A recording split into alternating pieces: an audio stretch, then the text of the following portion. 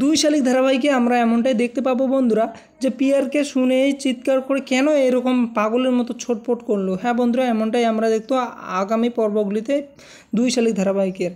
পিয়ারকে শুনেই চিৎকার করে বলে, না না না, আমার ছেলের কি হয়েছে তোমরা বলো, কেন বলছো না, কি হয়েছে উত্তর দাও আমাকে। এরপর বড় জেঠুমনি বলে পিয়ারকে পিয়ারকে বলে যে গৌরব আর নেই। এটা শুনেই তো চমকে যায় আর চিৎকার করে ওঠে, না না না, এটা হতে পারে না। পিয়ারকে বলে, বড় জেঠুমনিকে বলে এবং জড়িয়ে ধরে বলতে লাগে, আমার ছেলে কি হয়েছে, ওর কি রোগ হয়েছে, কিসের জন্য ও মরে গেছে, আমার ছেলেকে আমি আবার ফিরিয়ে নিয়ে আসবো। আমার ছেলে মরতে পারে না, তোমরা আমাকে ভুল ভাবছো। নীলিমাও কাঁদতে থাকে। এরপর পিয়ারকে পলিকে বলে, তুই বল পলি, কি হয়েছে, আমার ছেলের অসুখ হয়েছে কি বল। এরপর পলি সব কিছু কথা খুলে বলতে লাগে পিয়ারকে। সব কিছু কথা শোনার পর পিয়ারকে অনিমেষ বাবুকে বলে, সব কথা শুনে আমার কিন্তু অনেকটা আলাদা রকম লাগছে। আমার ওপর বদল নেওয়ার জন্য তুমি আমার ছেলেকে মেরে ফেলেছো, তাই না?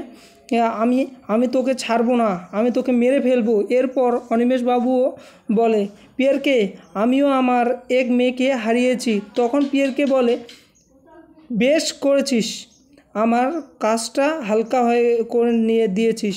শুনেই তো সবাই অবাক হয়ে যায়। অন্যদিকে রেবিকা মানে আখির সাথে কথা বলে গৌরব। এরপর গৌরব সব কিছু আখিকে খুলে বললে, সব ঘটনা খুলে বলে, কিন্তু তখনই আখি মাথা ঘুরতে থাকে।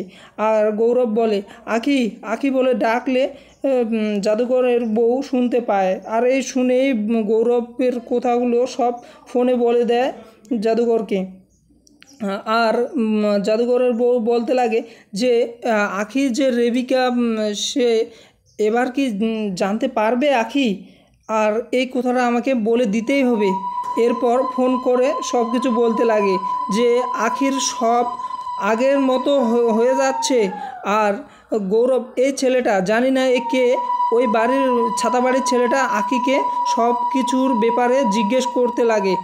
তারপর সব কিছু ঘটনা খুলে বলার পর জাদুকর বলে, না না না, আমার সব কিছু প্ল্যান ভেস্তে দেওয়া যাবে না।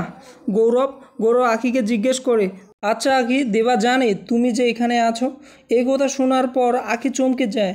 আখি বলে, আপনি দেবাকে চেনেন?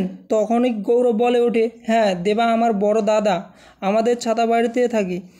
অন্যদিকে দেবা ঝিলিক আর পল্টু যায় গৌরবকে খুঁজতে। সবাইকে জিজ্ঞেস করলেও কেউ উত্তর দিতে পারে না। হঠাৎ একজন চলে আসে ওখানে আর বলতে লাগে, ঝিলিক বলে, ওরা কোন দিকে গেছে? তারপর ভদ্রলোক বলে, ওই তো গুরু বটতলার দিকে গেছে। এদিকে পিয়ারকে ছেলের শোকে পাগলের মতো আচরণ করে। একটু পরে ঝিলিক দোকানদারের সাথে কথা বলে। দোকানদার সব কিছু ঘটনা খুলে বলতে লাগে। আর ঝিলিকের সন্দেহটা ঠিক হয় যে এখানে আখি এসেছিল এই দোকানে খাবার খেতে। দোকানদার বলে, আপনি তো কালকে এই দোকান থেকে খাবার খেয়েছেন, কেমন লেগেছে? ঝিলিক তখনই মনে মনে ধারণা করতে লাগে যে এখানে আমার বোন আখি এসেছিল, আর আমি জানি যে গৌরবও বেঁচে আছে। ওরা দুজনেই মরেনি, ওরা দুজনেই বেঁচে আছে। এই কথা শোনার পর দেবা আর পল্টু দুজনেই চমকে যায় যে দেবা আর পল্টু কি করবে এখন। তারা তাড়াতাড়ি ওই ঝিলিকের প্ল্যান মতো কাজ করতে লাগে। একটু পরে দেবা বলে, এই ঝিলিক, চল আমরা এক্ষুনি ধরে ফেলি।